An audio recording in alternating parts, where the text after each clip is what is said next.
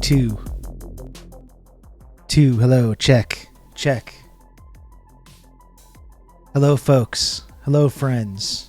Lucid, thanks very much for the raid. Thank you, Lucid. Thank you, everyone. Please, bring it on in here. Hello.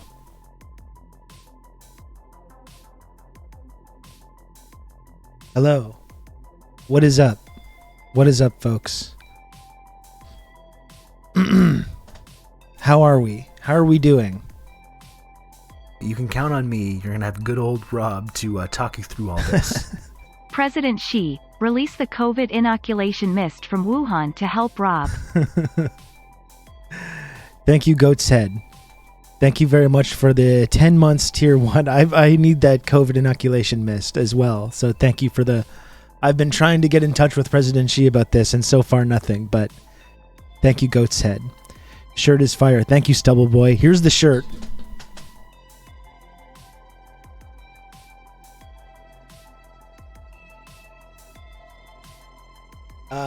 If you're interested in destabilizing the West, as I am, and you want to also wear a shirt to that effect for the Rousseau Institute of Western Destabilization, my think tank that everyone's talking about, you can actually purchase this shirt by clicking on the link in the chat right now, and it is on sale right now at this very moment. There's a TeePublic sale right now for the next day. So if you enjoy this shirt or you want to purchase other merch that is available in the TRRS merch store, you can do so by clicking on the link in the chat there. Really good stuff. I really enjoy the... Count on me. You're going to have good old merch. Rob to talk you through all this. Squid 1, Squid 2, the Illuminati Squid 2, Squid 4. Thank you, Ainsley. 2 months of tier 1. I appreciate that, Ainsley. Thank you very much. So welcome, everyone. Bring it on in here. I'm happy to have you. Don't totally know how long I'm going to be able to do this today. I keep getting drop frame notifications already. I don't know why that is. I think everything's plugged in properly. It's maybe because my kid is upstairs watching Coco on Disney. Perhaps that's interfering with my upload ability or whatever. I saw Steam was doing a big update for No Man's Sky that was possibly causing that, which I'm pausing for now. So I don't know what hopefully that's going to... Oh, yeah, CIA is working on overtime, exactly. Hopefully that is going to be resolved soon. I don't know how long I'm going to be able to do this for again today. I did about 2 hours yesterday, and I'm just like... I am so tired. I'm so tired. If you're just joining from the Lucid raid, or if you weren't tuned in yesterday, if you're not plugged into every single thing that I say and do, which obviously some of you probably aren't. Some of you probably aren't taking detailed notes of every single thing that's happening in my life, which, you know, that's I would prefer people to have a little bit more dedication, but some people don't have that, which I understand. I have had COVID for the last week. And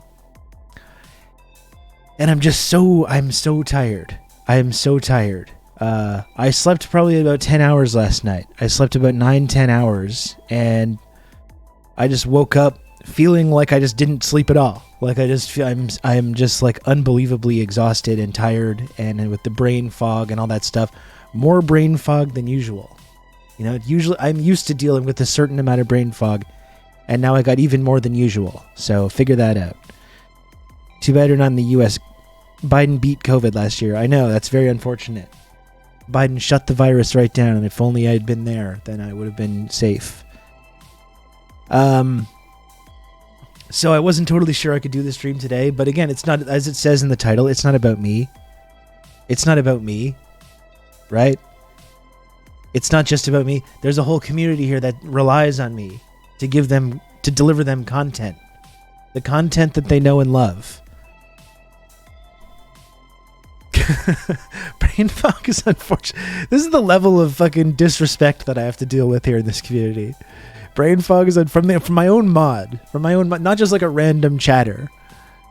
From my own mod. Brain fog is unfortunate. The chatters, please hover over that clips button in case we get another buy it level event. Just no leeway whatsoever. No leeway whatsoever. Unbelievable.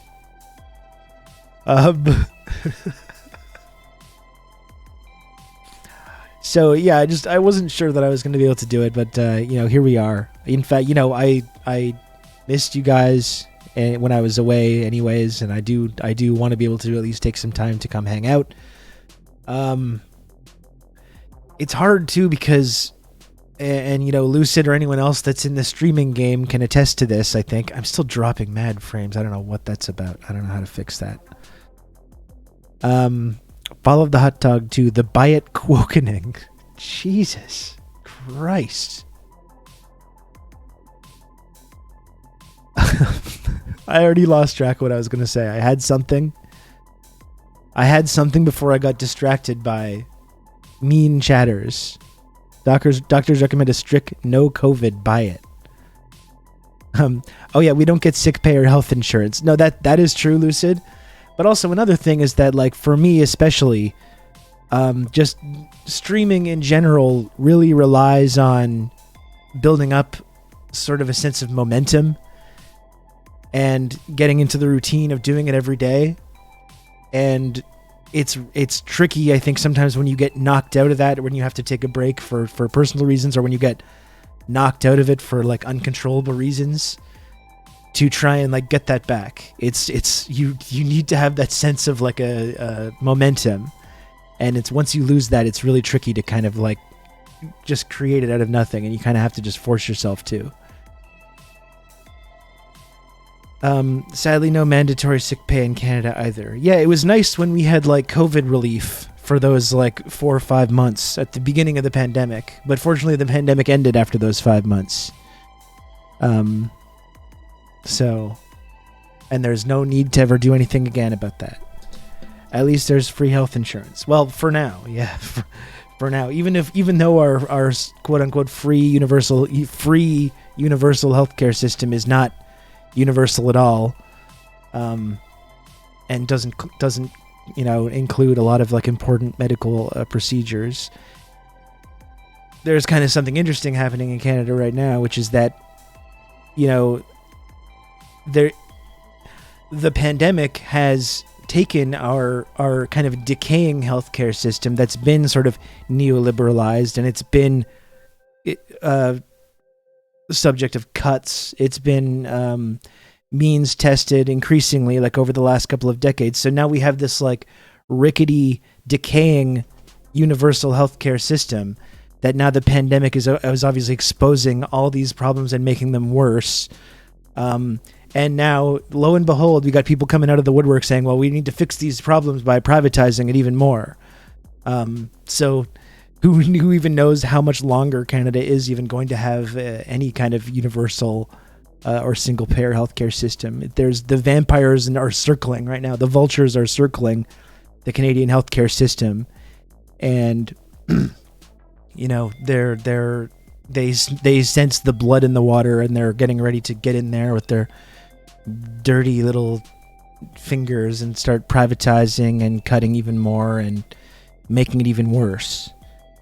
I mean, it's one of the most fucked up and disturbing things about Canada and the Canadian healthcare system right now as well is like there's been a lot of news about this over the last couple of weeks too, is that we have this kind of like assisted dying program that's been put in place. And like you can, like, I understand and I believe in actually the idea of having like a medically assisted suicide institution in place for people that just have no other options, or people at the end of life care that don't want to live the last few years of their life just bedridden and just miserable and in pain all the time. But like you can't have like legal assisted dying plus this rickety, decaying healthcare system.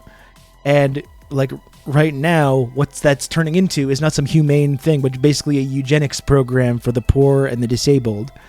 So people, because we don't actually have the services anymore to like actually treat people, They're being literally pushed by people like in end of life care and by people in hospitals to like take the medically assisted dying option, which is just it's fucking disturbing and horrifying. You know, like you can have medically assisted dying if you have a universal cradle to grave comprehensive single payer healthcare system. So that's literally the absolute last option for people that just have no other recourse. You know, when you don't have that and you're pushing people towards assisted dying, well, then you're just looking into like a sort of eugenics program, which is really disturbing. That's exactly where our healthcare system is going right now.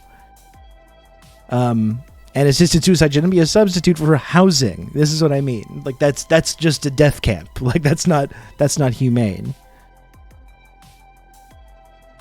Thank you, Coal Mine, for the intel. I'm sorry you're being harassed by the Clinton crime family once again. That's very unfortunate for you. At a time when that program should exist, you have a terminal illness that cannot be cured. At a time when it shouldn't, you can't afford to feed yourself because there's a withering safety net. That's eugenics. Exactly, it is. You know, when we talk about this, MAID is eugenics and genocide against disabled people.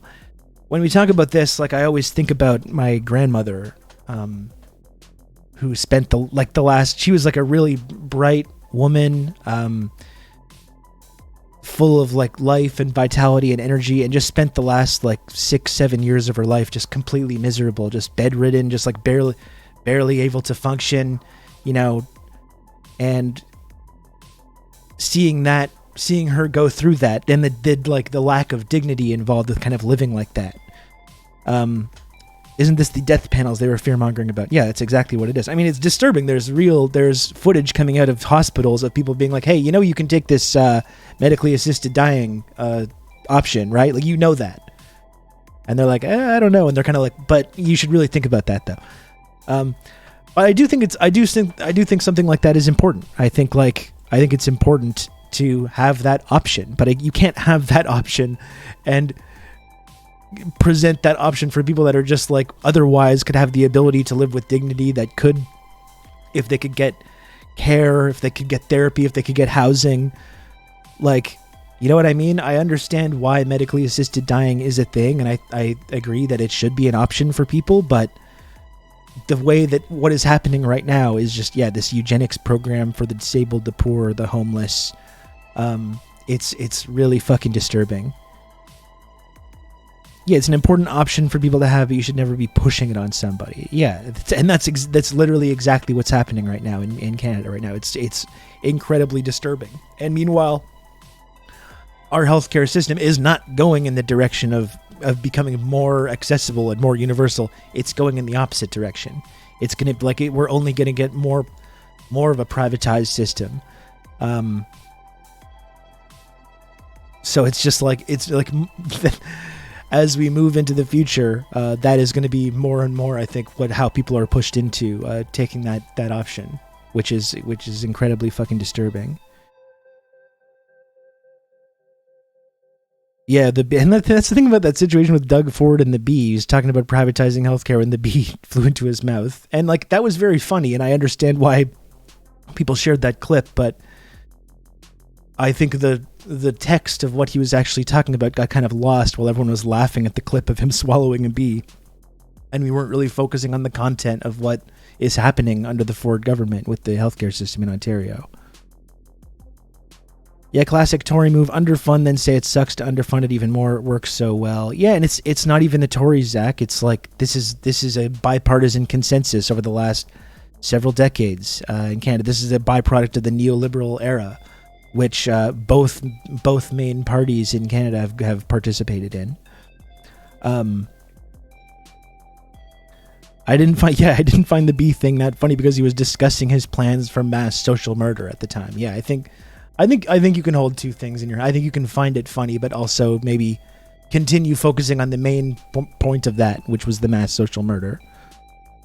But libs are also conservatives. Well, that's what of course, Zach. Like that's been the hallmark of the neoliberal era. The fact that like they're basically agree on most of these economic issues. They agree on privatization. They agree on austerity. They agree on destroying labor unions. They might squabble a little bit around the edges about, or they agree on low taxes. They might squabble around the edges about the little details and maybe about some certain social issues, but overall they agree on all these economic issues.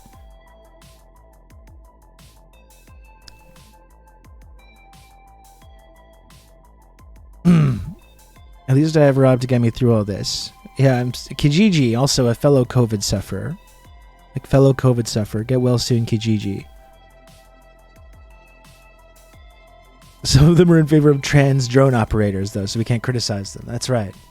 Listen, we gotta just buck up and vote for the lesser of two evils, and that's just the end of it.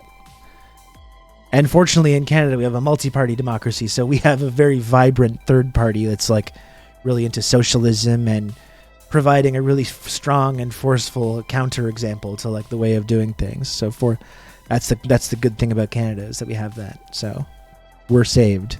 We're gonna be just fine. We're gonna be just fine, folks.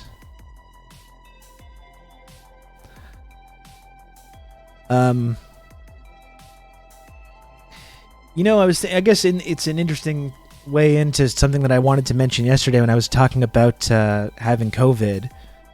And it's really over the last week, as I've been completely miserable and feeling terrible and having COVID, and just like, or even right now, thinking about the zero COVID policy in China and the way that that's been framed in Western media. The CPCML will take over soon. That's right. The HSHHH will be in there any moment. Any moment, the HSHHH will be there to fix everything, fix all the problems. So you didn't have happy COVID like Biden had. No, I did not. I don't get the good president drugs. I guess they'd injected him with all kinds of good shit, I guess. Well, I just had Tylenol and Advil and that kind of NyQuil and that kind of shit, which didn't quite cut it for me. But I've been thinking about the whole no COVID policy and the way that gets framed in Western media. And this idea of how draconian it is, and how against your civil liberties it is, and how against freedom it is. This zero COVID policy of, you know, tracking people and having these like lockdowns, like when a outbreak is detected, locking down big parts of the city until the outbreak is destroyed. And the way that this gets framed in our media as being this affront to people's freedom. And, you know, I was thinking really a lot over the last week about, you know, how the idea of someone's, like, you know what, I would like to have freedom. I would like to have the freedom to be able to leave my apartment and go outside and be relatively certain that I was not going to contract this illness. And that there was a government or the state was taking actual steps to prevent people from contracting and spreading this illness. And that freedom kind of gets lost in the Western coverage of this, right? Whereas all we talk about. You're gonna have good old Rob to talk you through all this. Thank you, Scruffy. Thanks for the 16 months of Tier 1. Thank you very much. You know, the only freedom that people talk about is the freedom to just pretend that the pandemic doesn't exist. And like the freedom, anytime that there's any coercive measures that are being put in place to prevent you from leaving your house, to track who you've been possibly spreading the disease to, any of the measures that have been put in place in China or Vietnam or other places where they've had this tougher approach to COVID. That's the only freedom we ever talk about. But the freedom to just leave your house and be relatively certain that you're not going to contract this disease, that's never really mentioned. You know, I would personally like to have that freedom right now. I would like to have the freedom for my kid to go to school for the next year and not be, now I'm going to be fucking panicking every day about getting COVID again, because it was miserable. It was absolutely miserable. It's better to have the freedom of drunk driving than the oppression of DUI laws. Yeah, it's the same thing, or the same thing with guns, right? It's the same argument about guns. The only freedom that ever gets talked about by these the gun nuts is the freedom to just own and operate and any firearm you want at any time, and the freedom of people to just leave their house and not be worried that every single person around them is holding this deadly weapon is never really discussed.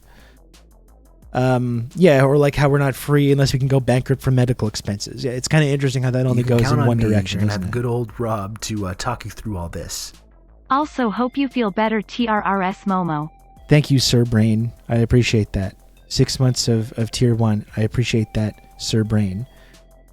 Very kind of you. And by the way, as it says in the title, like I said, I do feel physically pretty bad now. So,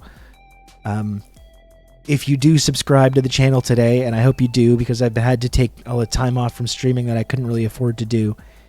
If you do subscribe to the channel today, that counts as one shh there.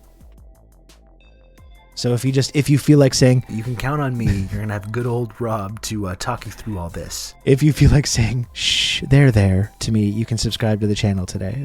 And just as Ice Tray just did. Thank you for gifting a sub to Crabiled, who said, especially nobody cares about the freedom of medically vulnerable people to have a life in society. Everyone deserves that freedom, and in the case of the more vulnerable people, society decided it was okay for them to just disappear. Yeah, that's been the whole thing about just moving. We've got to move on from the pandemic. We got COVID fatigue, and it's like, okay, what about people that just literally can't afford to move on, that are immunocompromised or disabled or elderly?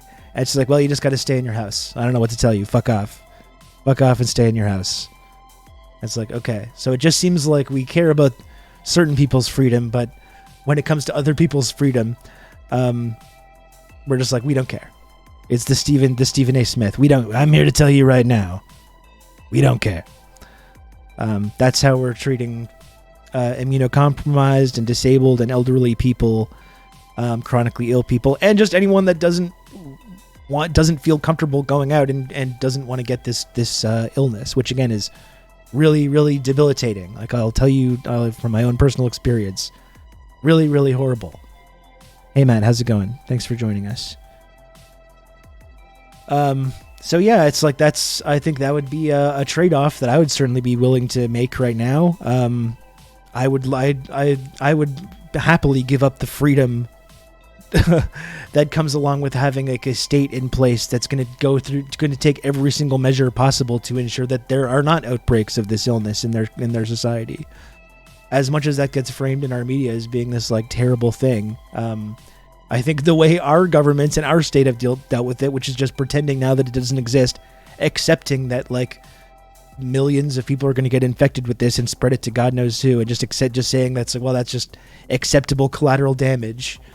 I don't think that's exactly like the freedom that they kind of claim that it is. COVID for those who want it. That's right. And even if you are able-bodied now, so many people are getting long COVID. Yeah, and we still don't even know the levels that there's all kinds of really disturbing reports about, you know, the neurological damage that it's causing on people. Like, we don't even know what all these repeated infections are doing to us physically. And even for people that don't have long COVID, like I'm like, as I was saying yesterday, it sucks to have COVID. For all the people that are like, it's just a flu. Why are you freaking out? It's just a flu. Having the flu fucking sucks. And having COVID also fucking sucks because it's like the worst flu that you can imagine. You know, and it's like people should have the freedom to be able to leave their homes and not think that they're going to contract this.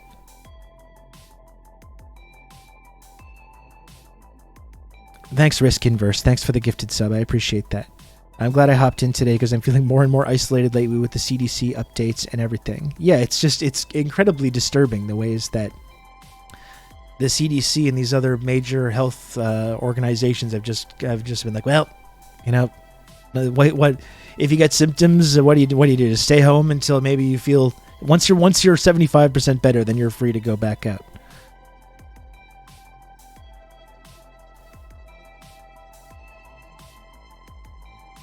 Let me get to a couple comments that I missed here. A real global pandemic truly highlighted the problems of free market liberal democracies. Society's not a society anymore. It's a bunch of highly narcissist, entitled individuals that have to live in close proximity. Yeah, the idea that we have any kind of level of social solidarity is completely... This is part of the neoliberal era as well, right? It's just been completely beaten out of all of us. And those of us that still feel that level of social solidarity have had to like put in work to like reprogram our fucking minds to get to that point. When the pandemic had just started, a child got it here. It was hospitalized while the parents were told to quarantine, and they were like, This is a free country and went on vacation to Madeira and spread COVID everywhere. Yeah, great. Wonderful. Wonderful. It's a good way of doing things, I think. Yes. Jesus.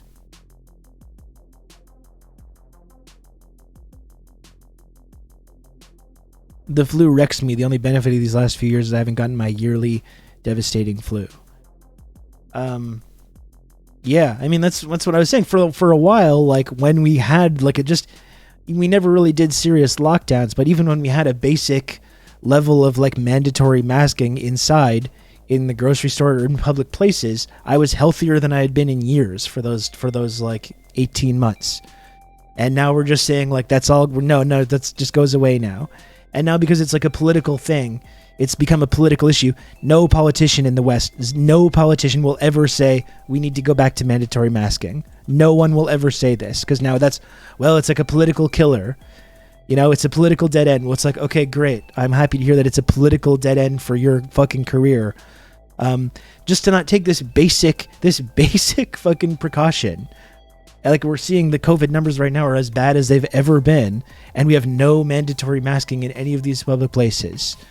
Like I said, when I was in the Rockville Walmart the other day where I believe I contracted COVID, there was maybe 2% of the store wearing masks and none of the cashiers. And it's like, we can't even do that. We can't even have fucking wearing masks inside. Which would make a huge difference. In people contracting and spreading this.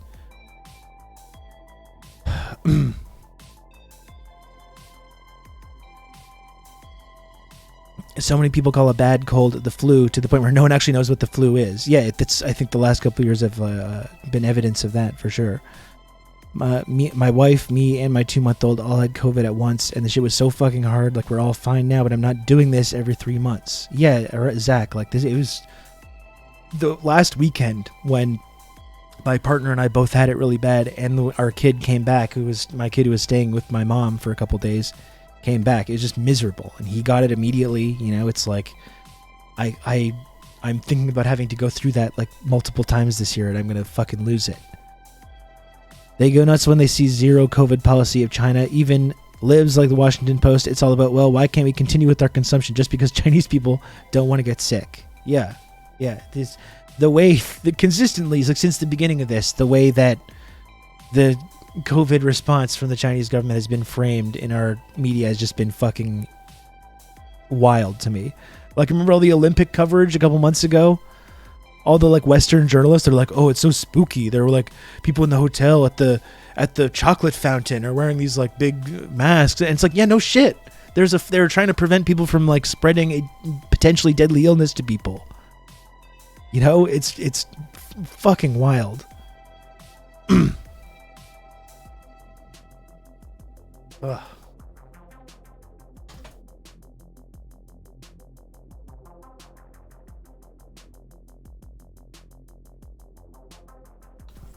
Was reading an Oxford Uni study that suggests neurological conditions such as dementia and epilepsy 2 years post-COVID are more common than with other respiratory illnesses. The policy to let it run wild is nothing less than long-term social murder. I mean, absolutely. I mean, yeah, short and long-term. I mean, it's had a direct legacy of death and of people dying immediately after getting contracted, and then it's like this longer policy of long-term social murder as well. And we think that's totally normal and fine to have. So we can just pretend that it doesn't exist anymore.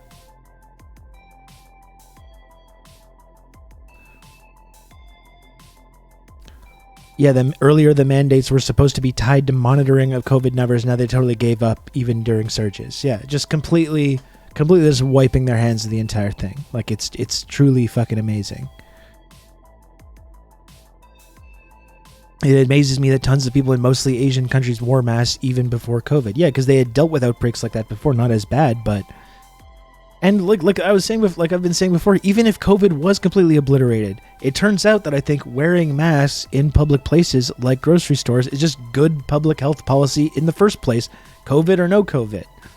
Like, people are just going and coughing all over the place, being like, oh, don't worry, it's not COVID. Like, well, I still don't want your fucking germs getting coughed all over me. Like, perhaps we can just take this basic, easy measure of masking up in public, which just prevents transmission of COVID and also the common cold and the flu and whatever other disease you might have or germs you might have. Like, why is that so fucking difficult?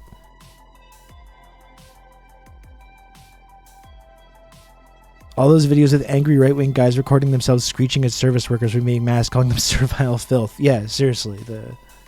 I've talked about it a lot on this show over the last like 2 years or so, but just the way that the basic practice of just wearing a mask has become so politicized and so toxic. I mean, like we were saying, it speaks to the level of like atomization and the way that we no one feels like we live in an actual society or community anymore, and we're all just these narcissistic individuals that just want the ability to live their lives, however, with never experiencing one small inconvenience that might benefit your neighbors or other people in your community. That's just been completely destroyed, this element of social solidarity.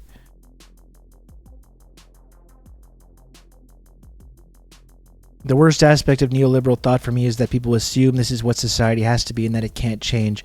I've seen a few people make comparisons of our political status quo to that of Weimar Germany, but there was still a mainstream communist movement then. Yeah, and that's of course been it's the atomization of our culture and our society has gone hand in hand with a anti-communist element that has just destroyed whatever possibility of socialist organization has just been completely fucking dismantled, and people have been so heavily propagandized about the idea of socialism. That's exactly what's led to this sense of atomization that we're all feeling, and this rampant individualism.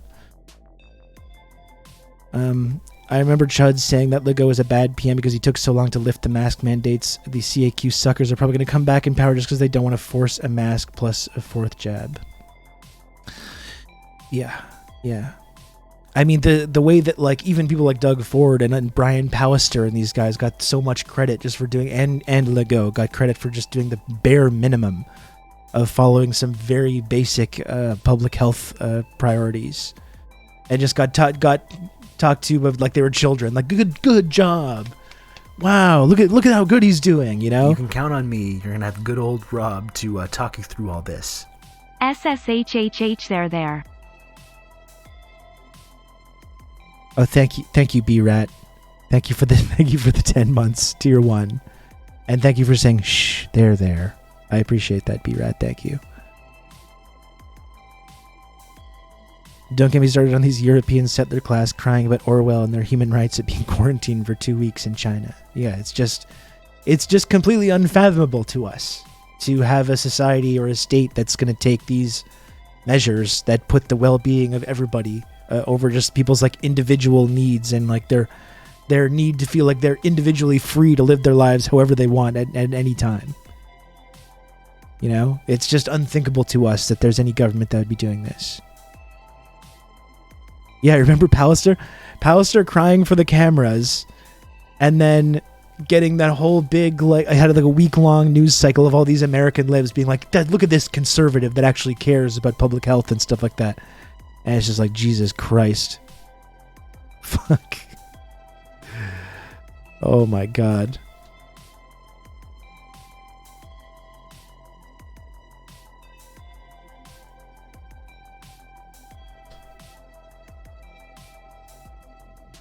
You can count on me. You're going to have good old Rob to talk you through all this. I'm going to switch up to this angle over here.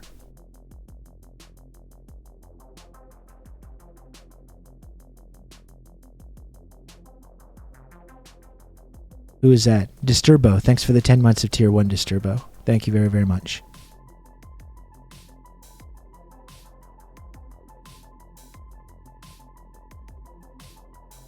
So much of people's needs is just people wanting jalapeno poppers. Yeah, of course. The freedom for like for whoever to go to Applebee's and get like a Bud Light and jalapeno poppers just trumps everyone else's freedom to just want to be able to like be healthy. They want to be like they be able to go leave their homes while being relatively sure that they're not going to contract this potentially deadly illness.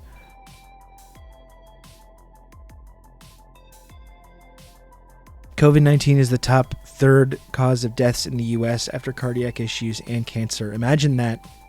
It's not a complicated illness like heart disease or cancer. It's a virus. We know what it is. Yeah. Yeah.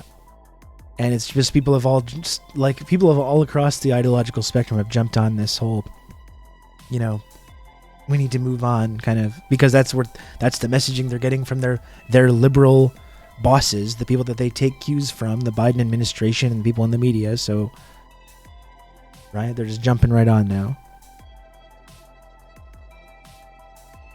You've just become an elite member of the Friendship Triangle. Oh, goodness. Only Fact, thank you so much for 5 gifted subs, Only Fact. And that's also 5 they're theirs, which I appreciate a lot because I'm still feeling very ill. You can count on me. You're going to have good old Rob to talk you through all this. Just want to say, hey, I haven't been in chat for a while, but hope all is well. I really appreciate that, Only Fact. Thank you. And it's not great because I have had COVID and I feel mentally and physically bad, but I do appreciate being able to come back on here and see all you wonderful people and to see the generosity from people in the community like that. It makes me feel better. So thank you very much, Only Fact. Thank you also, Irate Lump, for the 20 months. You can count on me. You're going to have good old Rob to talk you through all this. And Comrade Social Distancing as well. Thanks for the 2 gifted subs and for all the support you've shown me in the channel. I really, really appreciate that. Thank you. You can count on me. You're going to have good old Rob to talk you through all this. Oh, goodness. Boobs. Thanks for the 9 months of Tier 1 as well, Only Fact. To talk you through all this. TRRS my father. Thank you, John, as well. 16 months resub at Tier 2. Thank you, John. Very much appreciated. Let me try to catch up on some of these comments here.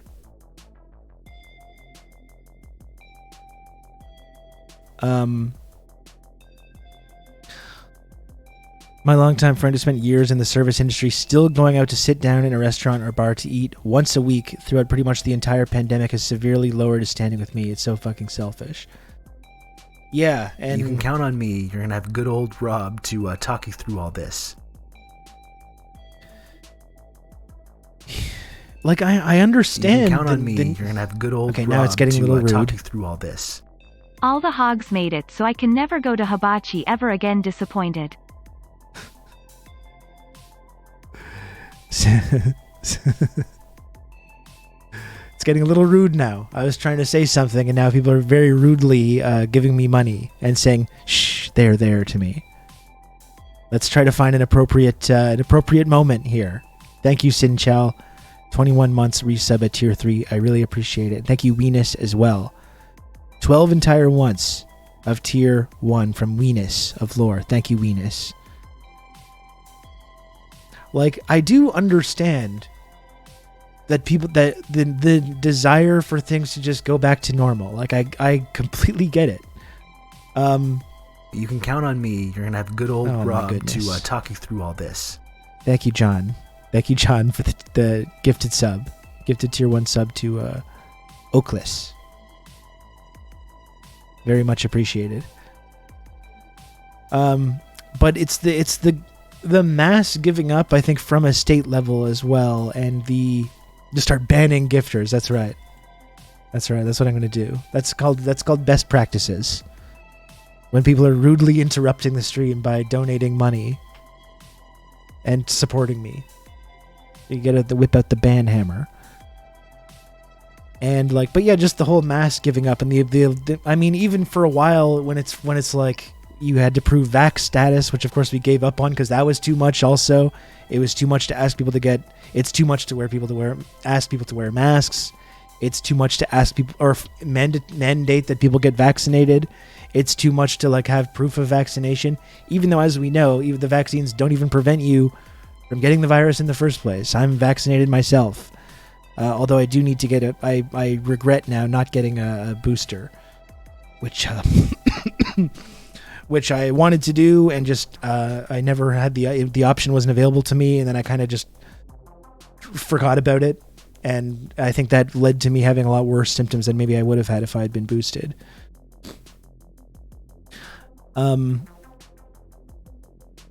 So it's like we can't even do that though. We can't even, because perhaps we could have some sense of normalcy coming back if we had an ability to still track who had the virus and who doesn't, or to track who's vaccinated and who does and who isn't, which we're just no longer doing. We're just no longer doing any of that. This reminds me, I need to get boosted. Yeah, I'll say to everyone, if I was someone that I was getting that sense of complacency coming back in, as I was mentioning yesterday.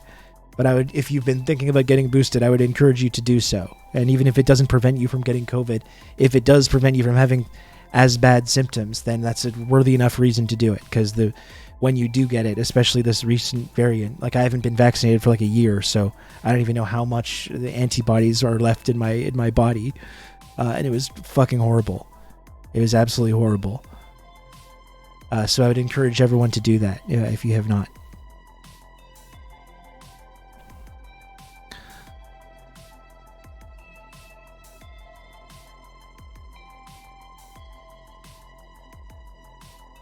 The most cursed thing I've seen is conspiracy mongers like Brett Weinstein looking at things like the CDC giving up on COVID measures as a vindication that there was some kind of conspiracy against them. Yeah, we were right all along.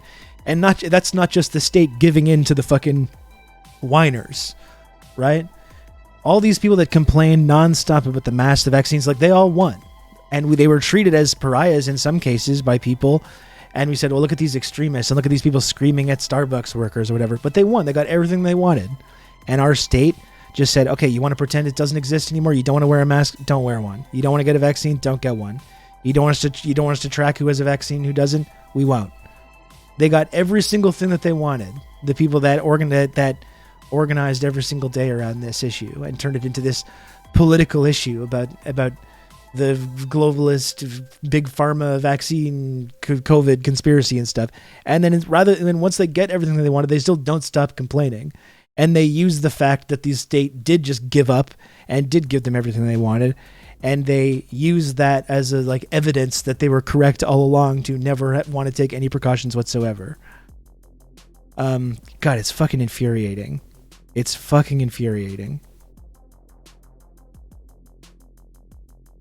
Yeah, they keep whining online like martyrs, even though literally they got what they wanted.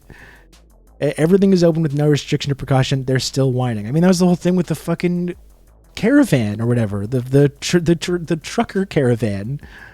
A couple months back, they're still complaining about shit when they literally got every single thing that they wanted from their little tantrum, you know. And they're still being like, I'm being oppressed. I'm oppressed. It's unbelievable. The reactionary can never admit that they win. They must always be the victim to justify their aggression. The only way to make them shut up is with... Yes. It's almost like the fascists do get worse the more that they win. Yeah, we'll just appease them this time, and then they'll go home. They'll just go home. Don't worry. The fascists, once you just give them what they want, they're going to give up, and they'll say, thank you.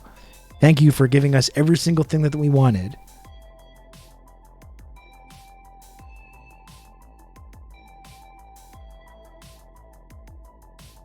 I do wonder sometimes how they're processing continuously getting sick. Good old Rob to talk you through all this.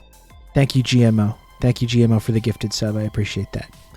Yeah, well, I mean, Sean, there was all kinds of stories, too, about people that had family members dying in the hospital and were, trying to rescue them from the hospital and trying to prevent them getting any treatment because they have this backwards thing of, the treatment is causing the COVID and not the other way around, you know? So there seems to be, with a lot of these people that are trapped in this kind of bubble, there's just this level of cognitive dissonance that doesn't matter how they could lose family members, they themselves could get sick, and all it is just more evidence that they were right all along, and that they were correct to continue to have these complaints in the first place. There's so many stories about this. You can count on me. You're going to have good old Rob to talk you through all this. Thank you. Anonymous Gifter. Anonymous Gifter, thank you for gifting a sub. As I've said before, our most Christ-like chatters and lurkers. The noble anonymous gifter.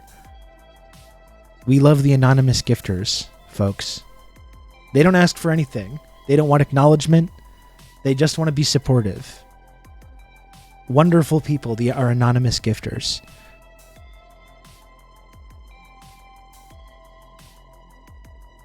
It's never good to wish bad for people, but I hope people like Joe Rogan had a lot worse experience when they caught COVID. They got away easy. Well, that's the thing, Lamport. Like, when Rogan gets COVID, he doesn't have to just take Tylenol and NyQuil and just sweat it out and feel like shit. He's when you're a multimillionaire, you get all the special drugs, and you get the fucking injections and the IV drips and all the things that... You can count on me. You're going to have gracious. good old Rob to talk you through all this. Oh, my goodness. They get all the... You can count on me. You're going to have good old Rob to talk you through all this. No, I can't even talk while this is going on. You can count on me. You're going to have good old Rob to talk you through all this. I know I just said a bunch of stuff about, like, anonymous gifters. This is a little selfish, though. 'Cause at a mass, in a bulk gift like this... You're going to have good old Rob to talk you through all this. Now it just continuously interrupts me, so that's maybe a little bit selfish, unfortunately. You can count on me. You're going to have good old Rob to talk you through all this. Anonymous gifters, please. We're trying to be scared and sad. Sean, can you believe these people? You can count on me. This? You're going to have good old I've been Rob hacked by Anonymous. Oh, no. It would be really funny if there was someone like in one of the Guy Fawkes masks just like gifting mad subs. Good old Rob to talk you through all this. With like a voice box changer.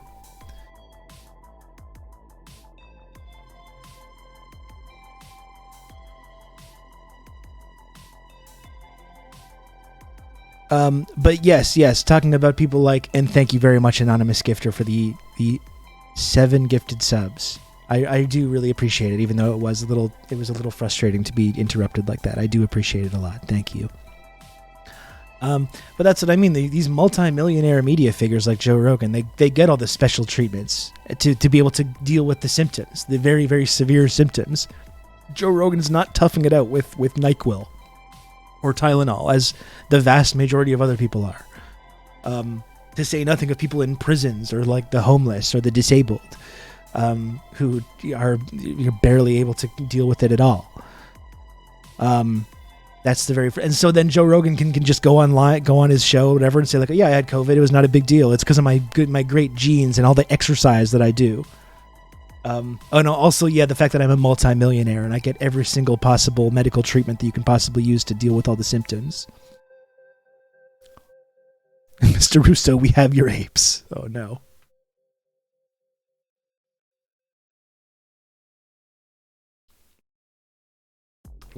Sorry.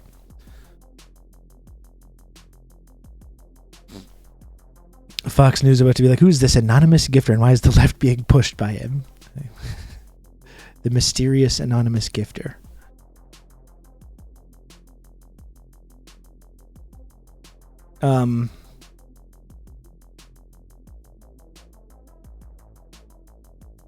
The monkeypox numbers are increasing fast too. Our rulers have learned nothing. There's no excuse because there's a known disease with existing vaccine and treatment. It's just the end of the idea of public health, at least in the U.S. It was already badly damaged by privatized healthcare. Well, now just the idea of like encouraging people to get vaccinated, even though the vaccine exists. Remember when COVID started and they were like, imagine if there was a vaccine. All these right-wing guys, Trump's going to get us a vaccine. And then because their guy wasn't in charge of it, then vaccines became just bad. Now it's not even the COVID vaccine that's bad. It's like the existing monkeypox vaccine. You can't have anyone pushing that now. You can't have people pushing the polio vaccine or any other serious illness. These things that have been fucking medical miracles. These medical miracles that have saved countless millions or perhaps even more lives has now become this like political issue. So now we can't even have that anymore. We can't even talk about that anymore. Now the very idea of the state getting involved in public health is this like offensive affront to people's personal freedom. That's where we're at now. Medical opinion, vaccines good, and Doc Hollywood is an actual doctor, so I would take Doc Hollywood's a statement on that as being worthy of paying attention to.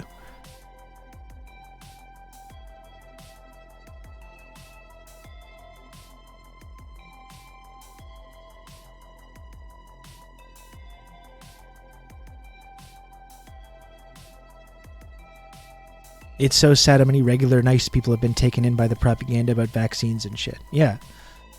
But again, and talk about another way that we frame this this argument about China and everything. But of course, we need to have we have freedom to have people to go online and have a media company that says all this kind of shit.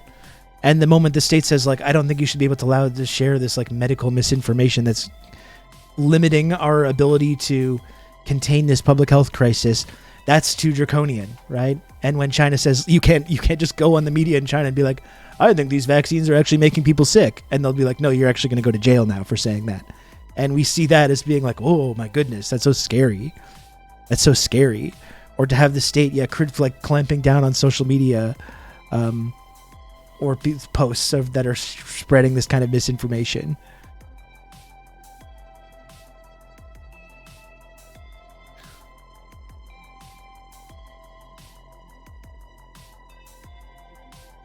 Jesus, folks, this is really rough. It's really grim. It's been 2 years of this, and just things have just gotten worse.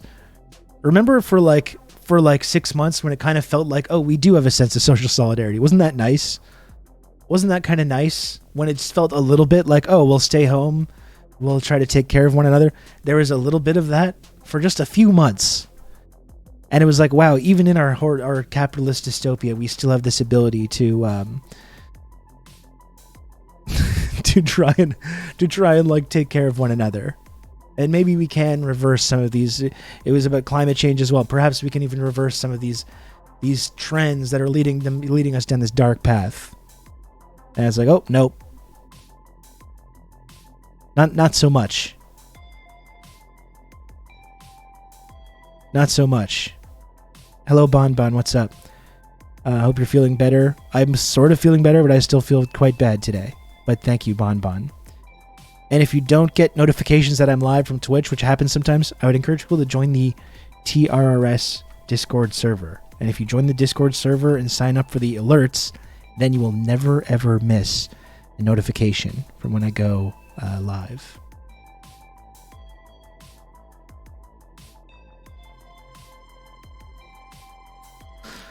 We banged so many pots and pans. We did. And we had ships doing donuts in the Thames. That was something else.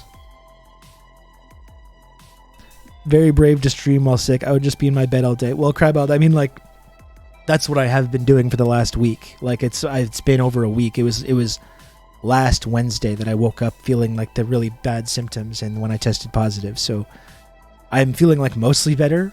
I'm getting back, like I was saying yesterday, I'm getting back up to my just regular level of like middle-aged man feeling like shit. I'm almost back at that level, maybe not quite, but today I was just really tired, really tired and exhausted, and I feel like a sense of sort of brain fog. Although it's been nice to come and sit down and chat with you folks.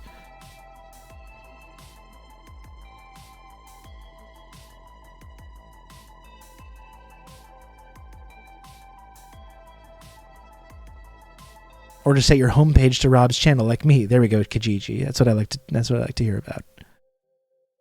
That's what I like to hear. That's great. That's great stuff.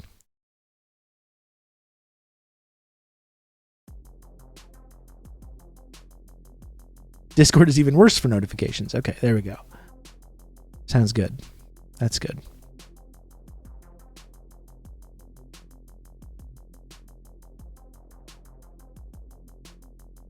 Oh, Brother Rob, I hate to ask because it seems like it opens a can of worms, but have you heard of NAFO and have any info on it? It seems like some NATO supporting crypto supporters. That's one of the most cursed things I could possibly imagine, Karim. I think I have heard of that, but I hadn't looked in too deeply into what it was, because I was just like, this is like making me feel mentally bad to think about it. So I just like avoided any more information about it.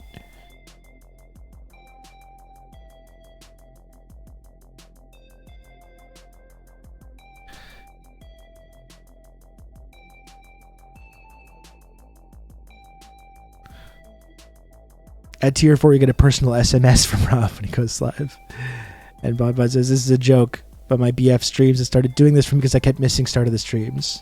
I'm going to send you a personal letter, not even an SMS. You give me your address and I'll I'll send you a personalized little card in the mail, in the physical mail, and I'll time it so it comes to you like when I go live. How about that?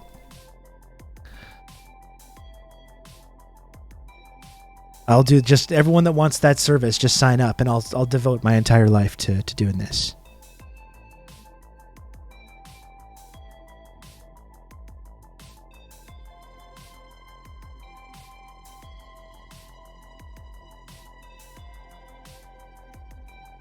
The diamond tier, yeah, the triangle diamond tier. That's right. It's so exclusive that we don't even talk about it. Even just the fact that we've mentioned it is too much, I feel. It's like a Fight Club kind of situation.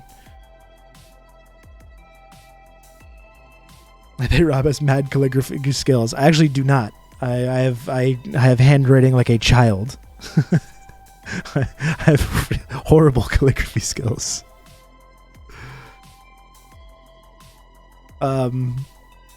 Yeah.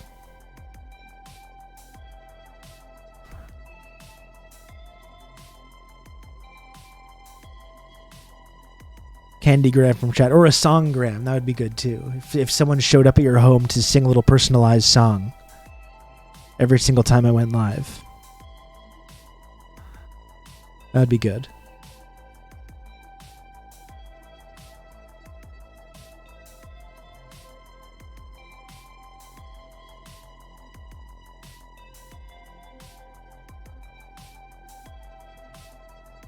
Oh boy.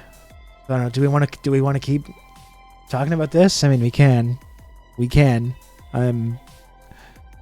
Obviously I have a lot of thoughts about all this after the last week of feeling like shit. There's so much other, like, you know, I'm almost overwhelmed by the amount of other stuff going on that we can also be talking about in terms of like the actual news and all the stuff that I would normally be covering on this program.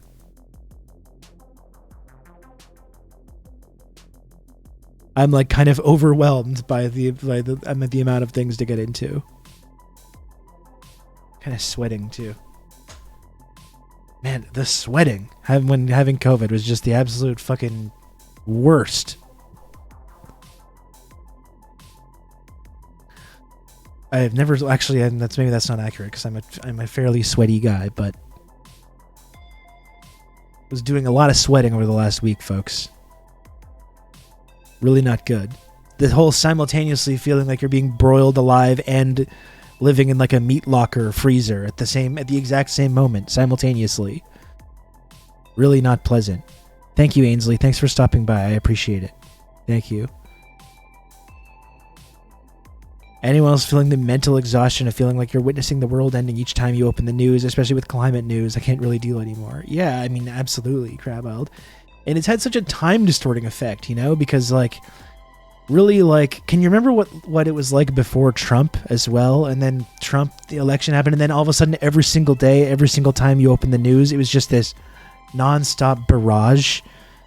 And it's had this like time distorting effect where like it's so fucked up to me that 2016 was 6 years ago. Like, or the 2015 presidential primary, like the Bernie and Hillary primary, which I remember going on Twitter every day and being part of that discourse, even though at that time I had no platform to speak of and no one was really paying attention to anything I was doing. 7 fucking years ago, though. Like, that's so bizarre. Like, there's people that are online now that were like children at that time. And I was like I was a fully grown adult in my 30s. And it's so strange. And I think that's been part of that process. It's just every single day going. Then you get addicted to it as well, right? You get addicted to the daily like going on and the daily craziness and like what's going to happen next, and then participating in it, and you getting addicted to the feedback loop of dopamine hits from the likes and retweets or whatever that you're trying to get. And that goes on for years and years and years, and it's like it has this very bizarre distorting effect on your memory and on your brains.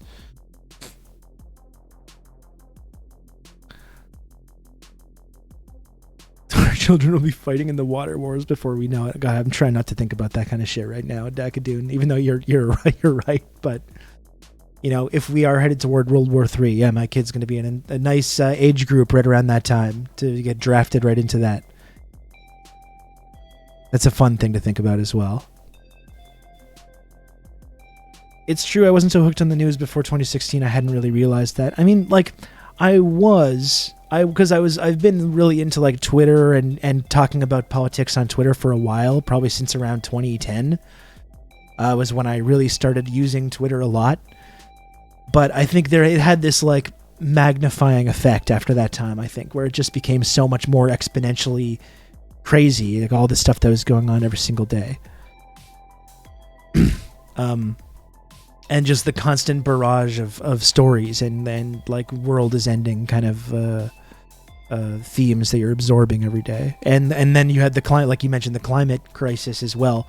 All the real consequences of that and the symptoms of that really started to become more and more obvious and just impossible to ignore. I forgot to mention this about privatization. The Danish postal service was privatized a few years ago. Sweden bought it, so it's a national embarrassment. I'm sorry you have to deal with Sweden. Common social distancing. And to make delivering mail profitable, it now takes a letter 6 days to reach its destination. And a historian mentioned how long it took to deliver a letter in the 1600s during King Christian IV's reign and the 30-Year War. I mean, it's been amazing seeing some of that discourse around the mail service in Canada and the United States too. And like, we need to like cut all these mail workers to break even. And it's like, you don't need to break even. You don't need to break even. Why do you need to break even? It's a public service. Why does everything have to be for profit? Why does everything has to have this profit motive? You don't need to break even. That's the whole fucking point of having a public service in the first place, whether it's public health or other public services like mail. You don't need to break even. Why are we thinking about this?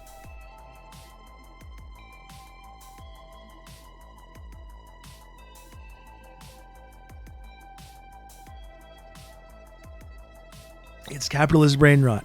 Some things should just be for the public good. Again, this is just stuff that's been completely beaten out of us. Stopping reading all the news every day was one of the best things I ever did. Check it for maybe 5 minutes now to get the gist of things, and that's it. Yeah, and Sam, I think it's been good for me to be able to come and talk about the news on here rather than on Twitter. Like I still am addicted to reading Twitter a lot, but I use it much less, which is just like, it's, even though I still get the psychic damage of looking at it, which I shouldn't do. I do really, really much more appreciate the ability to come here on Twitch and talk about these things with you folks in the chat or in the Discord server and not get caught up in the daily thing of the whatever daily outrage cycle and trying to formulate a 240 character tweet about every single thing that ever happens, and being able to come here and talk about things with maybe some nuance, or to like not just be caught in this cycle of trying to have the most this take every day. That's been really valuable. But I still look at Twitter way too much, so.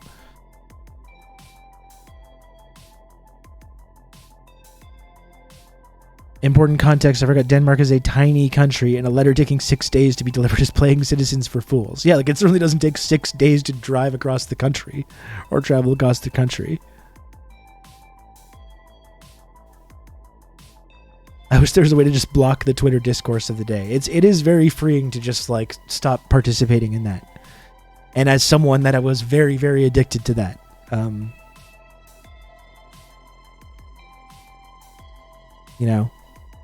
people long ago lost their minds on that site. It is a terrible place. It is.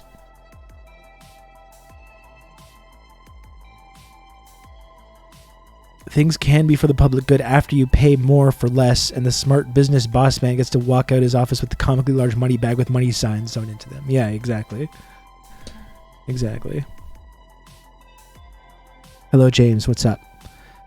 Also, getting an education on how mass media works helps you to parse between the lines and allows for a lot more clarity rather than just being aghast at the output.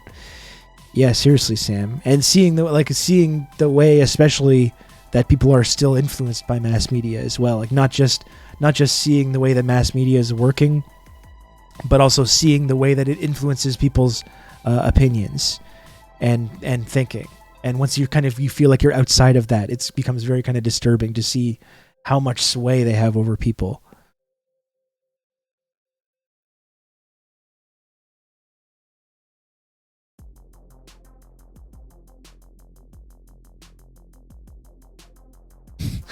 There's another woke scold putting out a list of. I did see that the wrong thought authors. Wonder how long do we find out what defense contractor they work for. That was another thing though, because I see everyone starting to dunk on the same thing, and I understand why, because it's stupid. But they're like 20 years old, and that's another thing too, that you don't have to like pay attention to every single dumb thing that people say online. When some weird 20-year-old woke scold puts out this list of like every book that has something problematic happen in it, like in a fictional narrative, as conflict in their book, and I see everyone then jumping in to you get your little quote tweet and your dunk on them to make it. But it's like, you don't have to do that. You can just say like, that's silly to me, and I'm just going to move on with my life and just not think about that anymore. But people get caught up in that cycle of like, you get everyone's getting the comments about it and the quote tweets, and then you've got to do it, and then you can just ignore that shit. Like, you don't have to pay attention to that.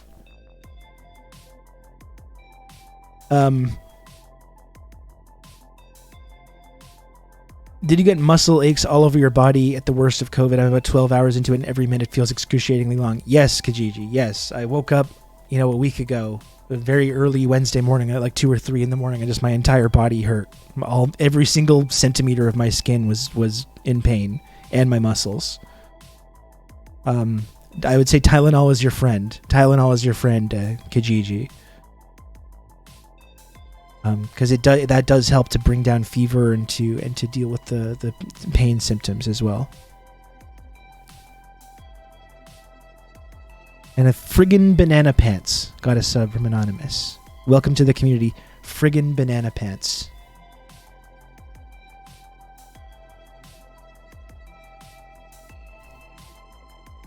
YA authors are going hog wild. They are a menace. It's true. Tylenol and CBD cream. Hell, there we go. That was one thing I really regretted, is not having any edibles. I would have liked to see if I could take some edibles to improve my symptoms, but all I have is my vape, and I was so raw that I couldn't. I've been totally weed free this whole time.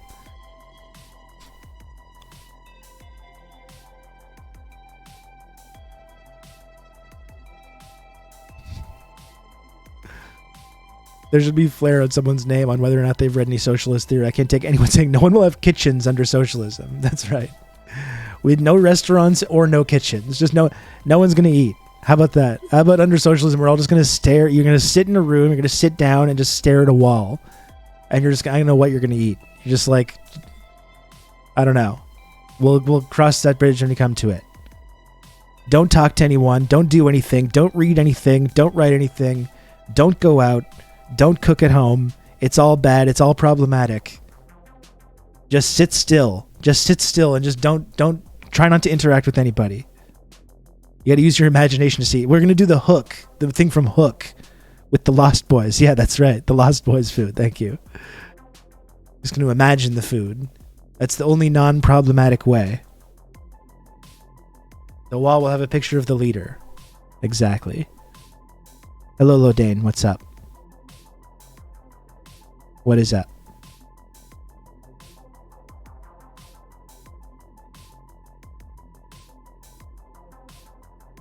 If you comrades speak with comrades from other countries who don't know what Tylenol is, you can just use paracetamol and ibuprofen to talk about the world's 2 most used painkillers. Okay, that's probably a better way to go over it.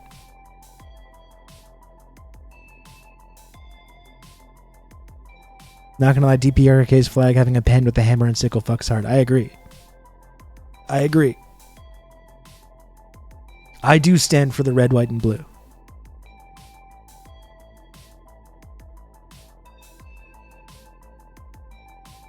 Ugh.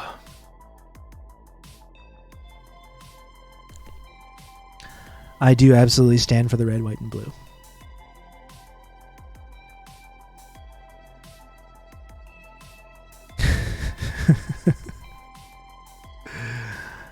Oh my goodness. My goodness, folks. What a week. What a week.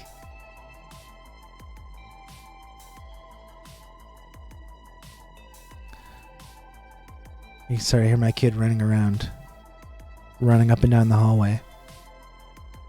Oh, and by the way, I don't know if King Uendo is still here, because I'm actually addressing a comment from King Uendo from an hour and 20 minutes ago when I first started the stream about how I was late. And I was mentioning that I was considering starting the stream earlier, but that's only going to be at a time like when the actual schedule goes back to a more normal level, when my kid is back in school. For the next 2 weeks, it's going to be a little bit sporadic, and we'll be at weird times. Okay, still here. Okay, there's King Uendo. When my kid is back in school, then I'll be back on sort of a normal schedule. Then I'm thinking about maybe starting a little bit earlier. I still haven't really decided yet, but for the next 2 weeks or so, it's still going to be a little bit tricky in terms of scheduling and all that stuff.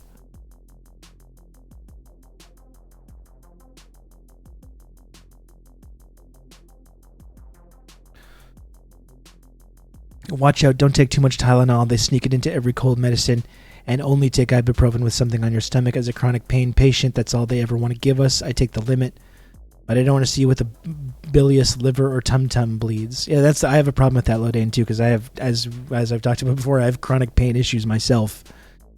And I take probably way too much ibuprofen, especially when I'm having, like, bad periods. I'll take 4 of those bad boys 4 of those liquid gels at a time. Which is probably not good for me. It's probably causing all kinds of other problems that I'm going to have to eventually deal with. I bet anything my liver is bilious AF. I agree. Yeah, I think my liver is probably not good. I think I got gallbladder things as well. I get like really bad acid reflux. A year and a half ago or so, I think I had like a gallstone situation, which was unbelievably painful and uncomfortable. Like I've been saying before, I've got to have a whole mental and physical checkup and deal with all these various ailments that I have. But yeah, and who knows when I'm going to do that. And as I was talking about at the beginning of the stream, our healthcare system is not exactly equipped to deal with these things if you don't have like a family doctor, which I do not. Hi, first time here. Is it fun here? I mean, usually it's kind of fun, Greg. This one's been a little bit more depressing, I think. So sometimes it's fun. Sometimes it's maybe a little more serious. But I hope you stick around anyways. Greg. It's so-so, yeah. Leftism is when no fun. That's correct, yeah.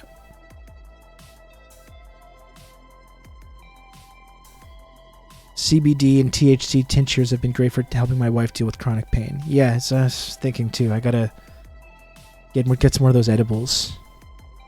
I'm probably gonna leave soon, but figured I'd ask. Okay. It's actually kind of fucked up for you to leave because I'm sick and I've had COVID and I'm here trying to do this content. Apparently that's not enough for precious Greg. Ooh. Oh, I'm so sorry. I'm just joking, Greg. It's fine. It's all right. I'm just messing around. Just messing about.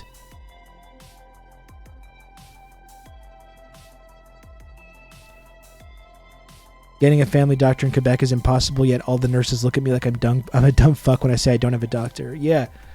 Like Zach, I've had success throughout my adult life just dealing with my various medical problems, just using like our public health clinics, which for a while have worked pretty well for a lot of the time in Quebec. But now, of course, that's becoming a lot more untenable because of the strain that the pandemic has put on this public health system and what remains of it. I haven't been to a public clinic in 2 years, since all this stuff started to kick off.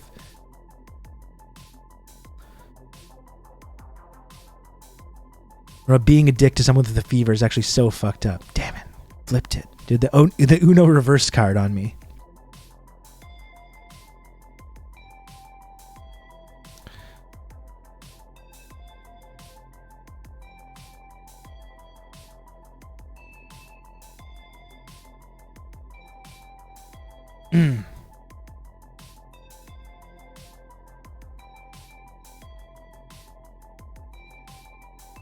more and more people are saying we need a new Rob. I've been hearing whispers of this for months, which is not true. That's not correct. That is not correct. You're like the only leftist streamer who still talks about COVID. I appreciate it. Well, honestly, Tara, like, I don't want to take too much credit for that. I don't think I probably was not talking about it enough. I mean, it comes up still, but the reason I'm talking about it is because I had COVID myself. I myself have had my brain warped by our fucking narcissistic, individualistic culture, and I'm now talking about it because I personally experienced the negative consequences of having this complete mass giving up of dealing with of having any kind of public health response to this. So, like, that's the reason I'm talking about it, is because I have been extremely sick the last couple of weeks. I'm still sick today. I feel terrible. I'm tired. I have brain fog. And that's why it came up. That's why I'm talking about it. But I'm hoping to use my own experience to remind us all that we do still have a public health crisis going on. It doesn't have to be this way, and it is this way for specific, economic reasons because of our economic system.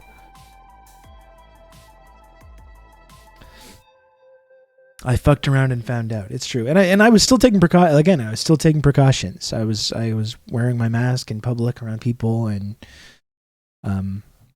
but I definitely was, like I was saying yesterday, I definitely was allowing a sort of sense of complacency to set in. No, I did not say brain frog. That's not true. That's not true.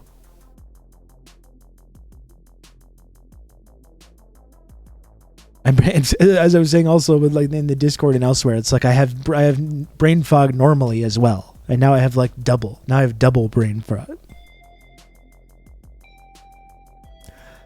So sometimes when you're speaking and you read words in the chat, because I saw G Clippy's comment that says he said brain frog, which is not true. But then as I was reading the comment while talking, it influenced me into saying it. So that's not my fault. That's not my fault. That's literally me being influenced by people in the chat. I don't think that's fair. I do not think that's fair.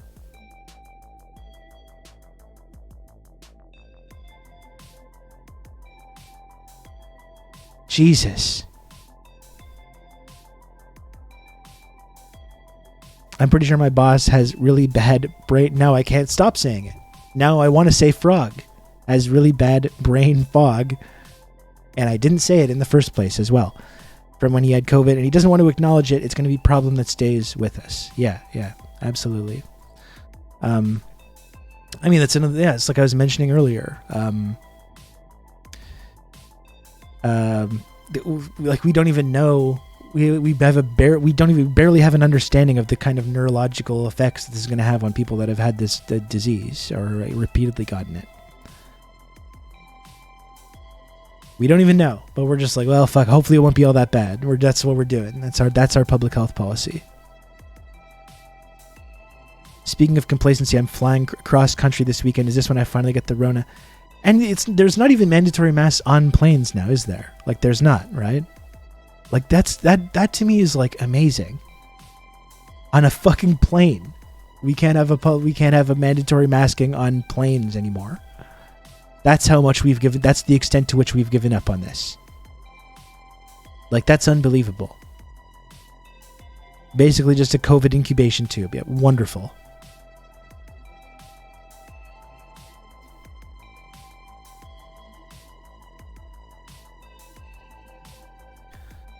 I flew without getting it a couple months ago, but I double masked the entire time. Yeah, I'm gonna start going around with one of those Jude Law outfits from the Contagion movie. I guess that's what we have to do now.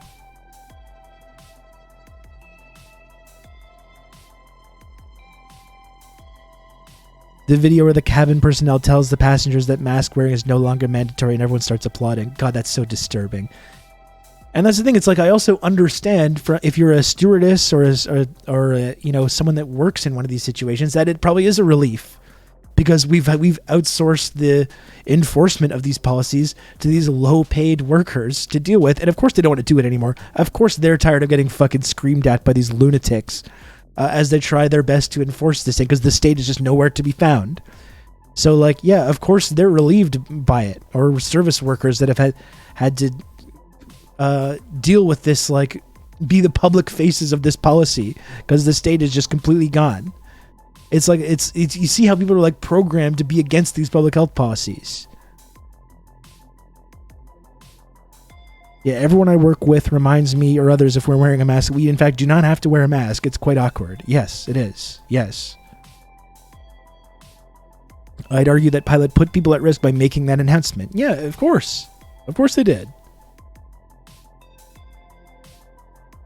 European airlines say masks are still mandatory on flights, but then nobody masks, and flight attendants don't say anything because they don't want to deal with the aggression. Yeah, and that's understandable. You know, and it shouldn't be their job. It shouldn't be a flight attendant's job to be the public face of this policy. It shouldn't be a Starbucks worker's job. Good old Rob to talk you through all this. But because it's so important that the state has no fucking face of this, has no face in this enforcement, that we've outsourced it to those folks. Now, what's more disturbing, the pilot on the intercom said that while face masks are not mandatory, please respect the choice of your fellow passengers if they choose to wear one. Yeah. Yeah, because wearing a mask reminds the people that are not wearing one that they're being selfish, and people don't want to be reminded of their own selfishness. Ragdigen, thank you very, very much for the gifted sub. I appreciate that, Ragdigen. Thank you.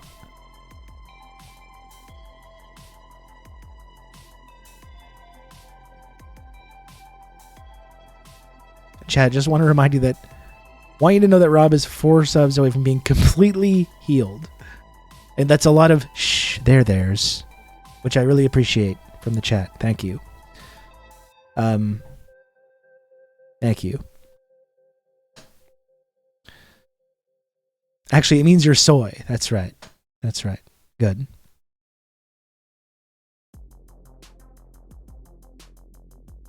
It could be worse. You could be canceled for speaking your mind. Thank your lucky stars. You only got COVID-19. There we go. Yeah. There's a lot of kind of bullying and aggressive hostility to masks. I notice a lot of people who won't wear masks get real passive aggressive with people wearing masks, if not nasty. No, yeah, absolutely. Seriously. And calling them like sheep. Oh, you're just like a sheep. You're a sheeple. Use the computer to mark up the size of the account. Thank you, full stop, Terry, for the 100 friend coin. I only have friend coin for your fever. Well, I still appreciate that. That's very kind of you. Thank you, Terry.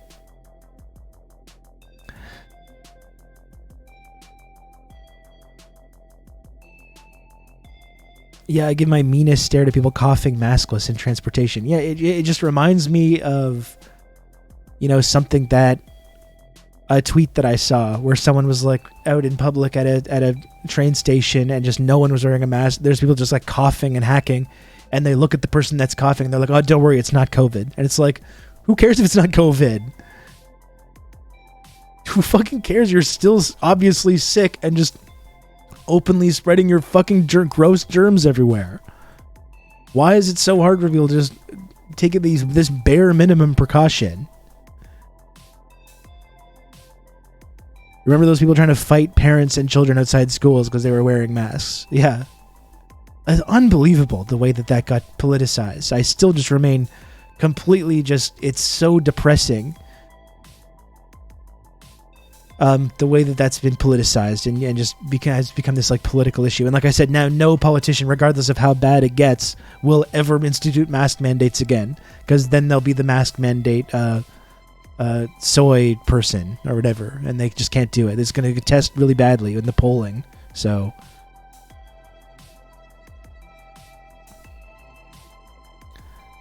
I don't know how people can call mask wearers sheep when everything and everyone around us pressures us to remove the mask. That's right. I'm a free-thinking individual, and Alex Jones told me that that's part of a communist conspiracy. So there we go. And they're, like we were saying before, they're the ones that won. Like, so no one's are the non-mask wearers sheep now? The non-mask wearers, are they the sheep? It kind of seems like they are. They're the ones that are the vast majority now. So there we go.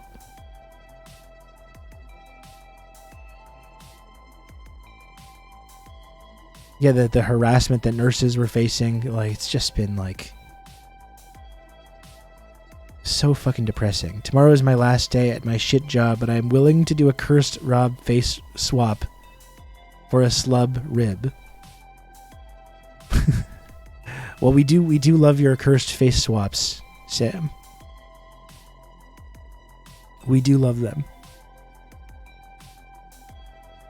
I went to a hospital and the security asked if people were sure they didn't have COVID and they just gave them a pass on the screening. I mean, I crossed the border a couple weeks ago. I went to Maine. I was talking about when on my vacation to Maine. And like we had all our vax status and we were ready to answer questions about symptoms or anything. Not one question about whether do you have a fever, do you have a cough, do you have any symptoms, are you vaccinated? Nothing. They were just like, yeah, come on in.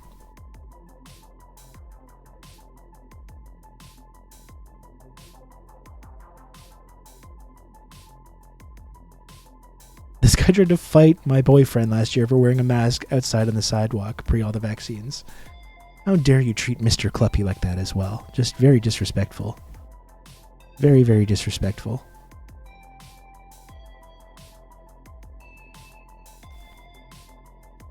You know, we got polio coming back. What do we got next? Let's bring it all back. Let's bring it all back. We wouldn't want Big Pharma to get a win there.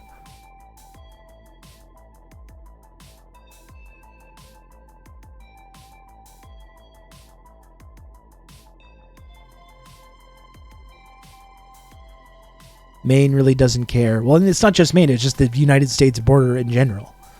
But yeah, it's low-key one of the most conservative states in the U.S. It does have good seafood. I do enjoy that.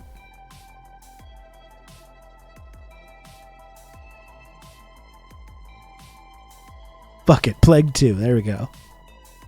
There we go. You get tuberculosis. Let's bring back all the classics.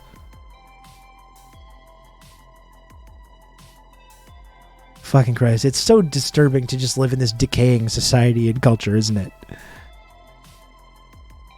It's so fucking disturbing to be living in this decaying society and culture. It's depressing, you know? No wonder we're all depressed.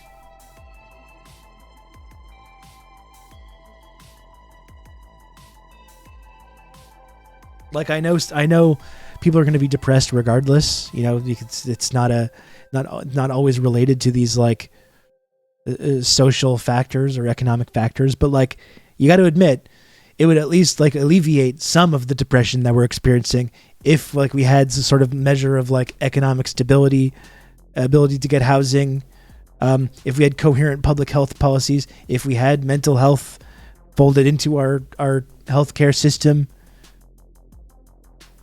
Surely it would at least alleviate some of that. Think about all those Marvel movies we made. Oh.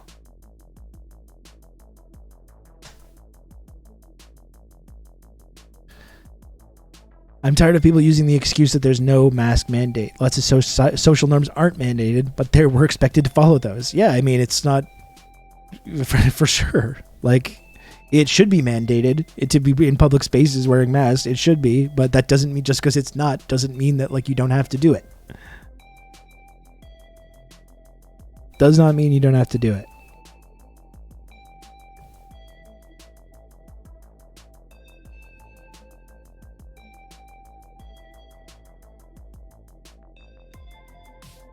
Not sure if it's the best idea right now, but me and my wife just managed to secure housing. Well, I'm happy to hear that, Karen. That's cool. I'm happy to hear that. I think it's probably a good idea to secure that, yeah.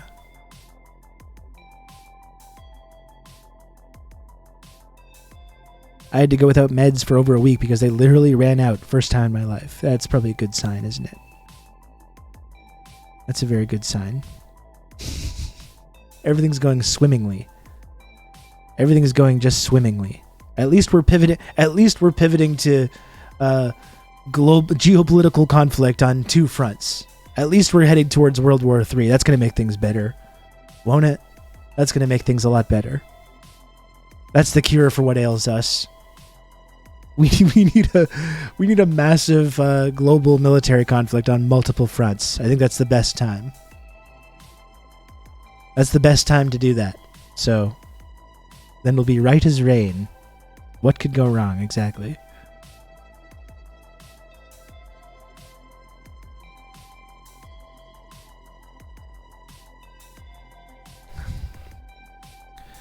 I'm getting kind of hungry. I'm going to have to go get something to eat after this. I can't stick around too much longer, folks. And I still, now day 2 of coming back to the stream where we've not talked about any of the sort of normal news stories and things that we talk about. But yeah, I'm coming up on 2 hours. I'm probably going to cut it off then again because I'm just fucking exhausted. I'm exhausted. Another 20 minutes though.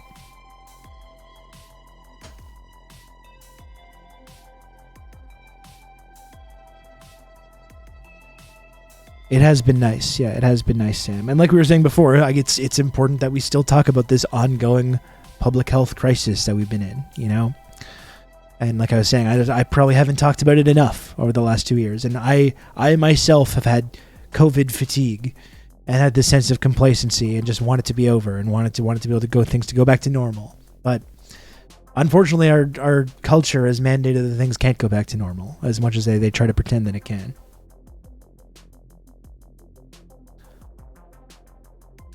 Doesn't it feel weird how all the media we like or make is saying, please, please don't have World War III, but all mass media is just totally fine with it and saying it must happen. Yeah.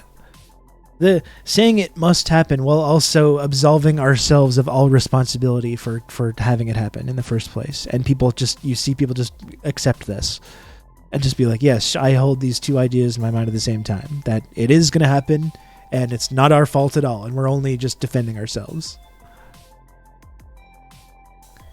I was the only one wearing a mask at the office on Monday. Everyone looks at you weird. Yeah, and the thing, you get this social pressure, even when you're trying to do these bare minimum things, and you get this like social pressure to just give up. Didn't you know we're all giving up now? We've all given up. And you wearing your mask it hurts my feelings. It reminds me that like there's still this crisis going on that I've given up on controlling in any way, doing what I can to control in any way. So now I'm going to make you feel uncomfortable over this.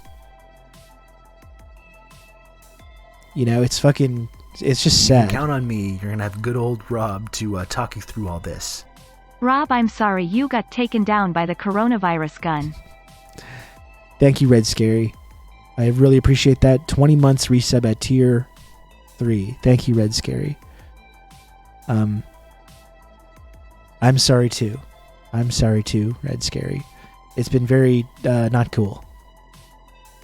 I must admit, it's been very not cool.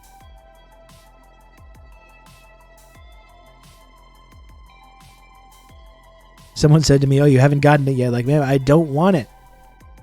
And even like, that's the whole thing about wearing a mask too, is that it can help you. It can help prevent contracting the illness, but like, it's about protecting people around you first and foremost. You know? Like when I go out in public and I'm wearing a mask, it's not because I want to try to avoid getting sick. I do, obviously. But I also, if I have germs or if I'm positive, I'm trying to prevent myself from spreading that to all the other people that I'm interacting with. You know?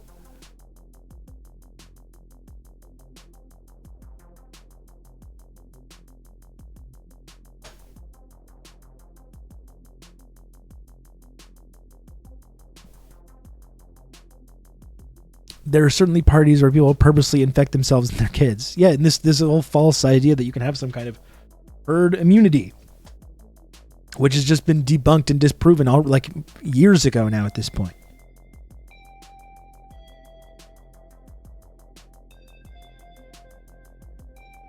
Something I've been noticing, all the biggest YouTube accounts doing mask off, Holocaust revisionism, Nazi apologia with regard to Xinjiang, China. Yeah.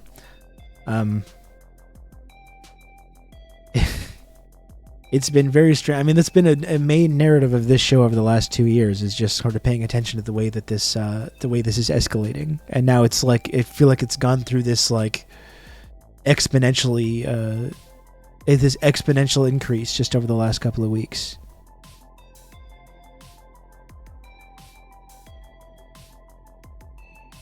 I mean, just we talked about, you know, the new Cold War stuff and the way that people are influenced by mass media, look no further than all the replies to that tweet I had 2 weeks ago, whatever, about China and talking about our mainstream media and like the China bad or China very bad spectrum that we have to deal with, and just look at all the replies to that to show you how much people are like influenced by this campaign.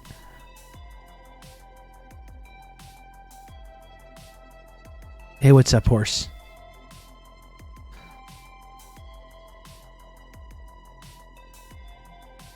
So what would you say, Rob? Are you saying China is good? Whoa.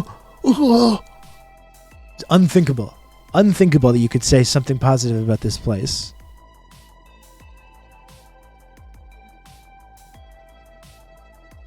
Hello, famous horse. Fellow China enjoyer. Fellow China respecter and enjoyer.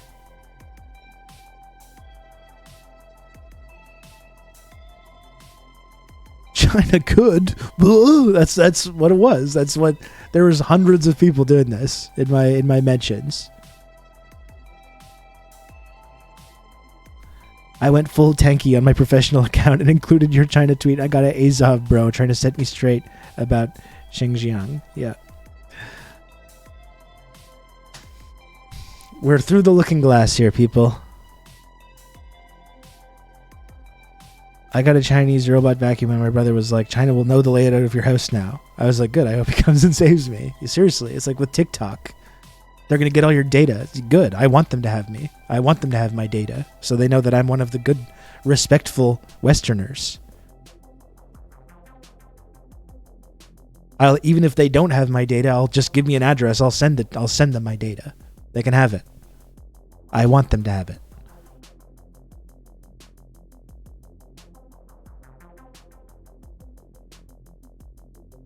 Yeah, why would China want this information? Why do they want the layout of your house? I don't know. Who knows?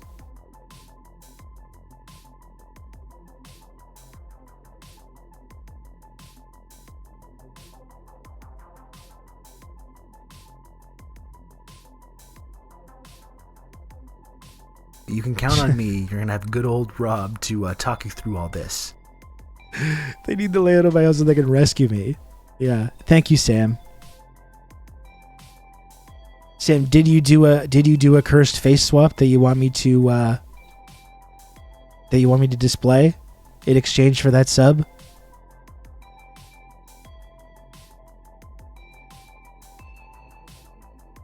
There's a lot of influencers and content creators that are straight up doing military propaganda now. Even Biden made a whole show of inviting young TikTok influencers to the White House. A lot of people that developed big platforms as like leftists or socialists as well, just going full like Biden apologia now, just becoming like full unironic Biden bros now as well. That's been kind of interesting. You see the people that have like, whether they actually have tried to engage with with socialism and learn more about it and actually live by these principles, and people who are engaging in a kind of branding exercise and who are just basically like progressive Democrats.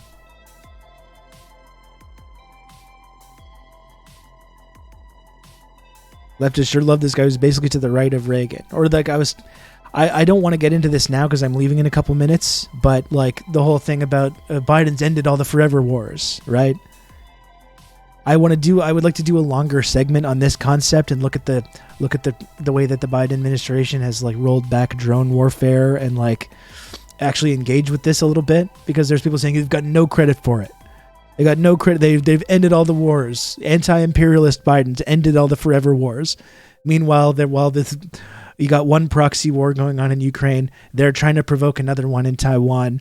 They're starving out Afghanistan. They're sanctioning Iran and Cuba still. They're increasing the military budget. But it's like, oh yeah, based Dark Brandon is really reigning in the military-industrial complex. And of course, Africa doesn't count. Yeah. Exactly. Please refer to as FDR 2.0. Yes. I really don't want to get into this though, because this is a longer discussion. I really want to spend some time talking about this, and I'm going to leave in a couple minutes. But that's just a phenomenon that I've noticed lately. So I'm going to table that And this is something we'll talk about maybe tomorrow or sometime soon. Yes, he raised the military budget, exactly. That's the funny thing, right? You'd think with the Afghanistan war ending, and apparently drone warfare, which has been dialed back significantly, you would think that would have some influence on the massive military budget, which has actually increased during that time. Isn't that kind of strange phenomenon? You can count on me. You're going to have good old Rob to talk you through all this. How did Malcolm X feel about communism? Orb Lady, thanks for the 11 months of Tier 1. That's a good question. I think Malcolm X is someone that, as Kwame Ture kind of often talked about, would talk about concepts, socialist concepts, because as we talk about, Marx and Lenin didn't invent the idea of socialism. They merely observed these phenomena and wrote them down. That's why it's scientific socialism. So whether I think Malcolm X had a lot of commentary that referenced a lot of these ideas. Even if I don't know if you would describe him as being a socialist himself. But thank you for the 11 months Tier 1 Orb Lady.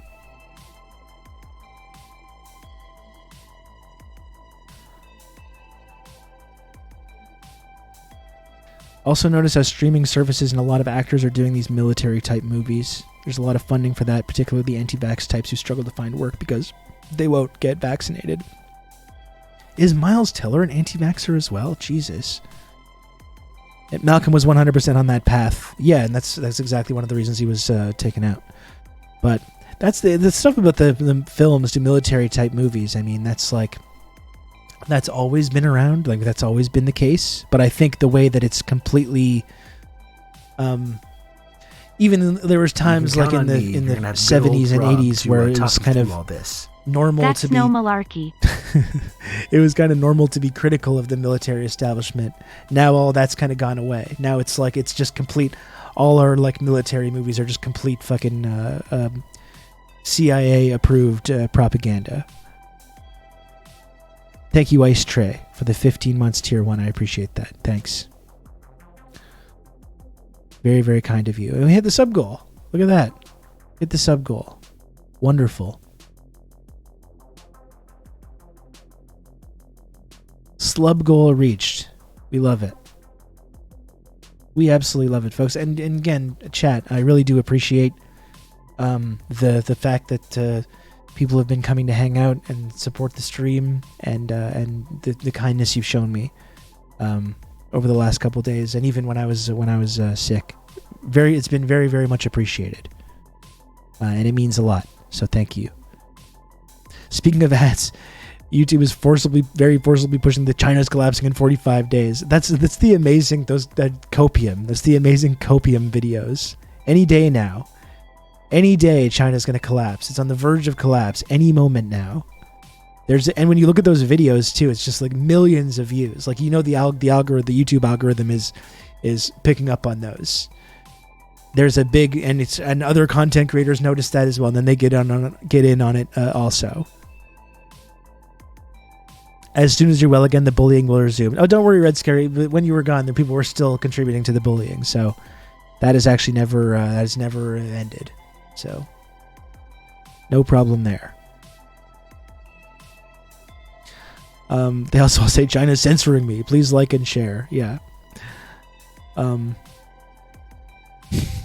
Amazing. Yeah. And Jack, Twitter Jack, the other day, really saying end the CCP. So it's really laying all their true feelings to getting the true feelings of all these tech bros out there. That's cold. I know, Red Scary. Even Red Scary was trying to give me a slight reprieve. Even Red Scary was trying to give me a slight reprieve from the constant abuse and bullying. But unfortunately, not reciprocated by everyone in the community. Even Red Scary, that's right. Well, the CIA, FBI, and NATO alum are all in charge of Facebook and Twitter, for sure. Yeah. Yeah, absolutely. They're all on the board. They're all the board members. They're all part of the misinformation specialists, which we've dug into before, right? The misinformation teams determining who's spreading misinformation and who's not. All connected to the fucking intelligence community.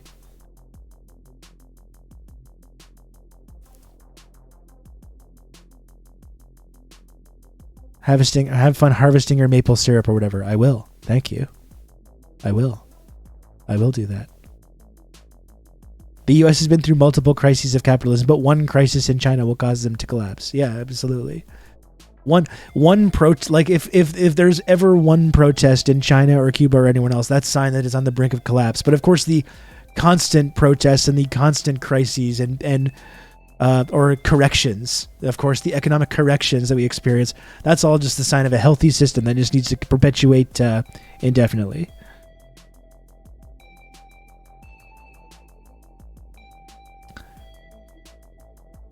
Rob totally drinks milk out of the bag, and that has been fact-checked by real American patriots. True. If there are no protests, that's because they're being suppressed. That's right, Biggerweg. That's right. Some pretty smart people have weighed in on this kind of stuff.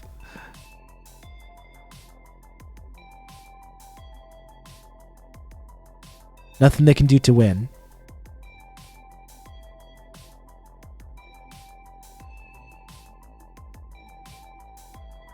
When people aren't going to church, it's because the repressive atheistic regime is repressing people. When the churches are full, that's because people are rejecting the collectivist ideology. All that stuff. If they like and they support their government, it's because they're brainwashed. Yeah, obviously. Yeah, of course.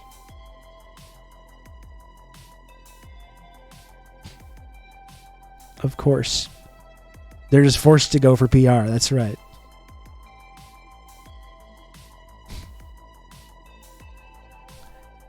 I'm going to look into who I can raid here. I'm going to go in a couple minutes.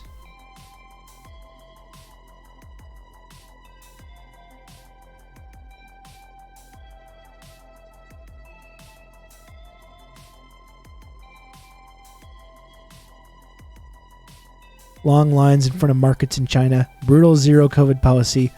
And then you got homeless people living in mass tent cities in the U.S. These people are failures and should get rid.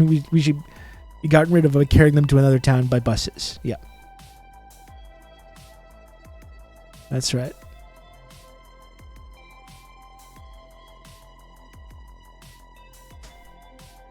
Absolutely right.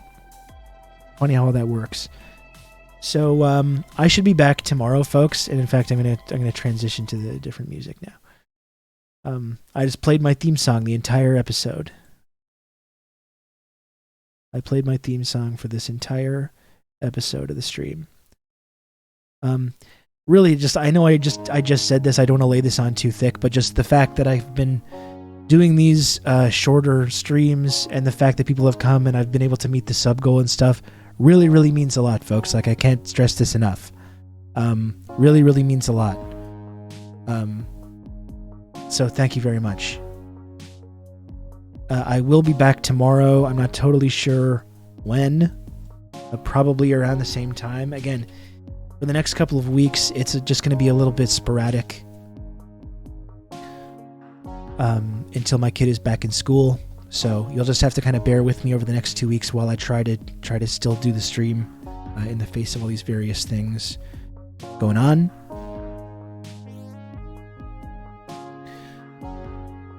But yeah, thanks again, everyone, for showing up and hanging out and for supporting the channel.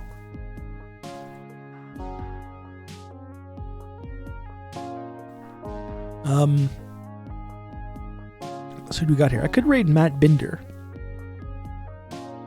What do we feel about that? I don't think I've ever raided Matt Binder before.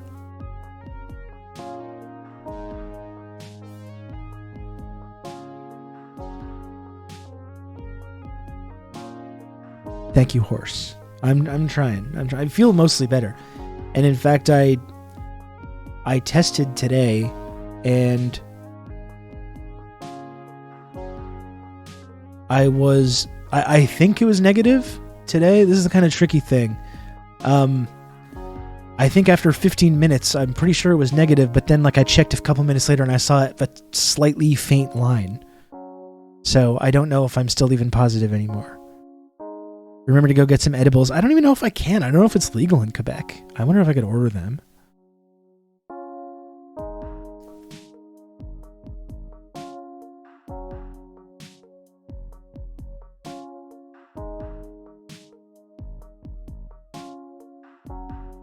Quebec is weird about the legal weed.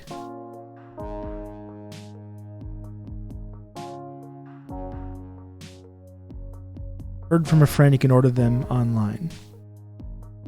I guess I might have to look into this whole phenomenon.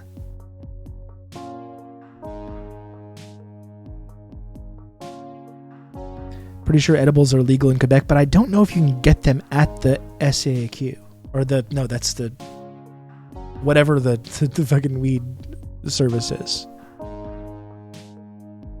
You can get the spray. For a while I was really into the spray. You know that spray?